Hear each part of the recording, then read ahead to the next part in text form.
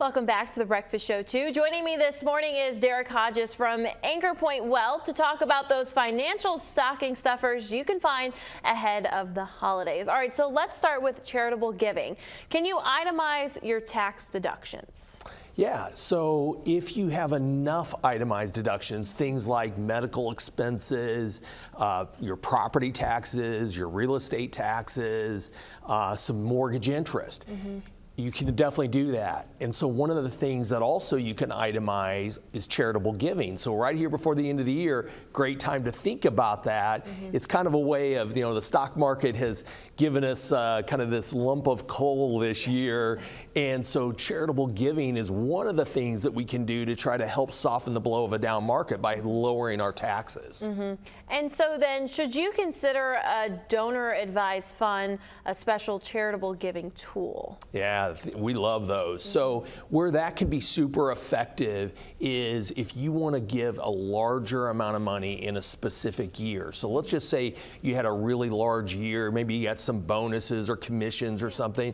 You can make a larger gift and then put that in that donor advised fund and concentrate that deduction in 1 year, but then give that money out over a longer period of time. And so then what are some other things that we all should keep in mind as Christmas approaches, New Year's approaches? What are some of the important things financially? Well, what's the old deal? If we're naughty, Santa's not going to come bring us presents. Well, the market has been naughty. And the temptation right now is we're not going to give money to the market because it's naughty. And I would say now's the time. Keep contributing, be disciplined, keep investing at these lower price points, and eventually the markets are going to rally, they'll return, and we'll prosper ourselves and really advance ourselves along our journey. And I think ultimately one of the big things is we really want to take more of the emotions out of this and have a really bold vision for our future and have a disciplined approach about our money. And if we can tamp down our emotions a bit, I think we'll tend to make better decisions. And so that I know there's a lot of talks out there about a recession. Will we have one? Will it be ugly? Will it be mild? What are your thoughts on that? Yeah, I think there's a great likelihood we'll have some level of a recession. So what can we do? Well, I think start saving more money. I think emergency funds is so important. So if we would get laid off, if we would get our hours reduced at work, that's what's going to give us pressure, and that's going to lead us to probably make not great choices. So if we can start building up those cash reserves, that's a good thing. Keep paying down on those credit card bills. Hopefully get rid of those. Kind of get rid of, we call that bad debt. Try to get rid of that bad debt. And so when we talk about like emergency funds and having those, I guess what's the best way to start that? Is it by taking $50 from each paycheck and putting it into a separate account? What does that look like? Yeah, I think that's exactly the way it works. I would try to do anything that's mechanized. So if you can do some kind of payroll allotment through work and have it go to a credit union or a bank, I think that is really excellent. If not, try to set up some kind of recurring automated process to pull money, say, out of your checking account over into some kind of savings account.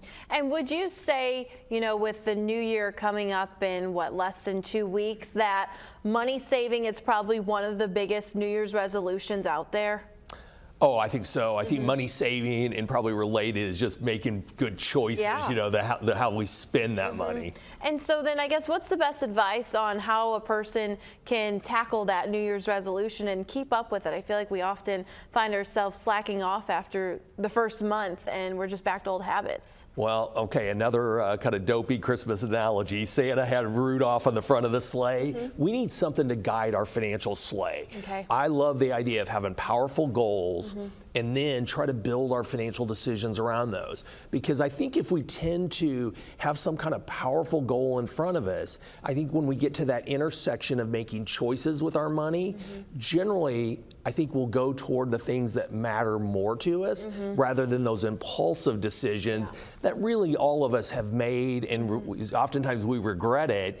And I think if we can think bigger and then every day kind of remind ourselves of those goals, those impulsive decisions decisions will be easier to tamp down. Yeah, those impulsive decisions can be hard to really beat, as the word says, impulse. Well, Derek, thank you so much for joining us this morning. Hopefully you guys got some good advice for the holiday season, and hopefully you can be financially secure as we head into the new year. We'll be right back in just a little bit.